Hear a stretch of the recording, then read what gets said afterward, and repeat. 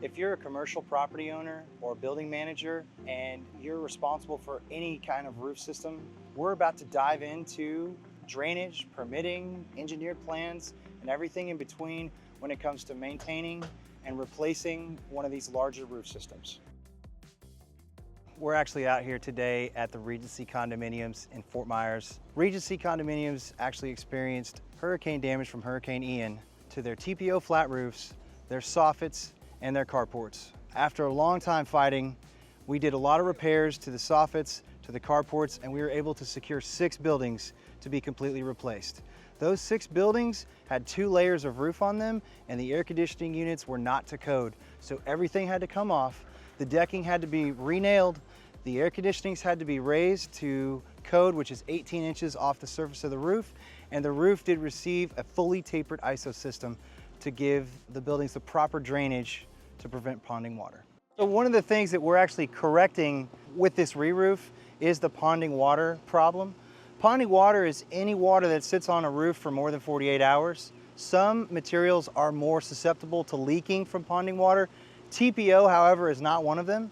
It is a thermoplastic membrane that's heat welded together, and it's very similar to a bathtub. But if you have a modified roof, it's very durable when it comes to foot traffic.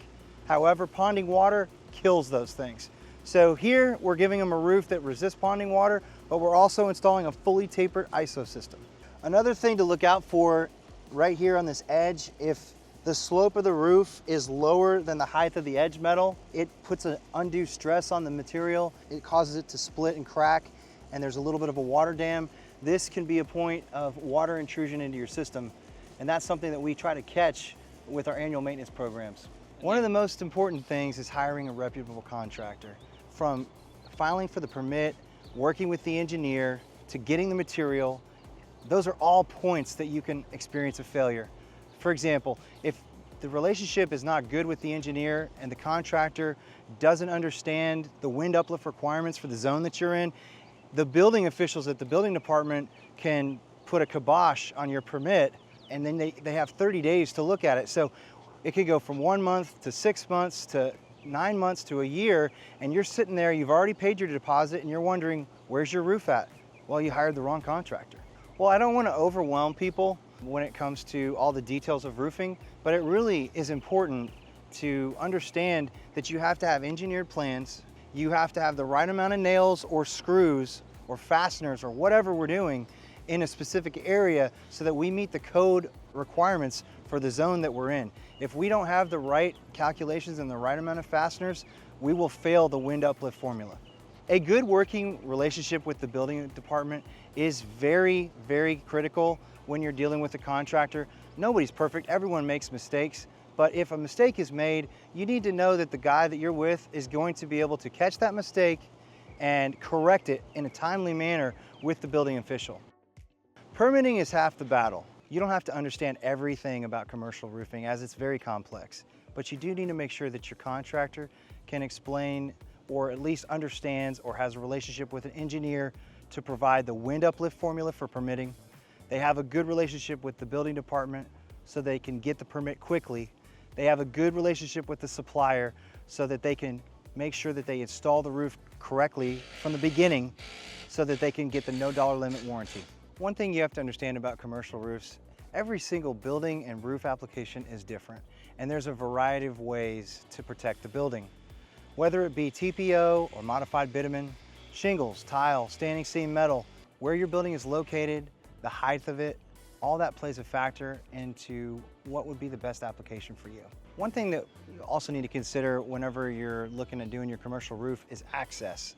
Access can be a big problem if it's very, very tall structure. Sometimes we'll have to get a crane or a SkyTrack, and it plays a factor when we're trying to get the trash off the roof. You have to really count on your contractor during these times of difficult access. At Swordsman Roofing, we're here to come up with clever ways to deal with the trash and keep people safe.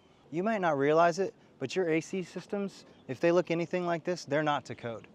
They have to be raised up to 18 inches off the surface of the roof, and in order to do that, the air conditioning has to be turned off, the Freon has to be evacuated, disconnected, and then the rack has to be installed into the framing for wind uplift codes, and then everything has to be reconnected and re-energized. One other question that we get all the time when they're getting their roof replaced about their air conditioning. How long does the air conditioning system need to be down?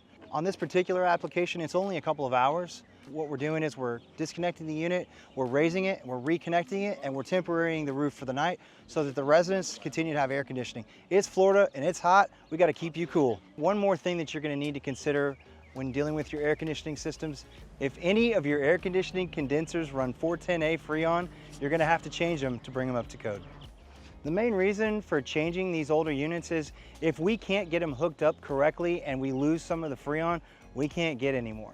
The old adage, if it ain't broke, don't fix it, doesn't always fly with roofing. A lot of building owners and property managers make the mistake of not doing an annual preventative maintenance program. If we're coming out annually, we can detect things and save you guys tons of money in the future by doing some just simple maintenance on things that are designed to wear out. Roofs are like cars, they need maintenance. You know, you wouldn't drive your car for 100,000 miles without changing the oil. Don't do that to your roof either. There's things that are designed specifically that will wear out. Any difficult transition or flashing detail is susceptible to the elements, and it needs maintenance, it needs to be tuned up. I hope you enjoyed today's video. We tried to give you as much information, generally speaking, about commercial roofing. Please call us first before you call your insurance carrier and save yourself the claim. We can identify damage, whether it be storm damage or if it's maintenance, and to let you know what you need to do next.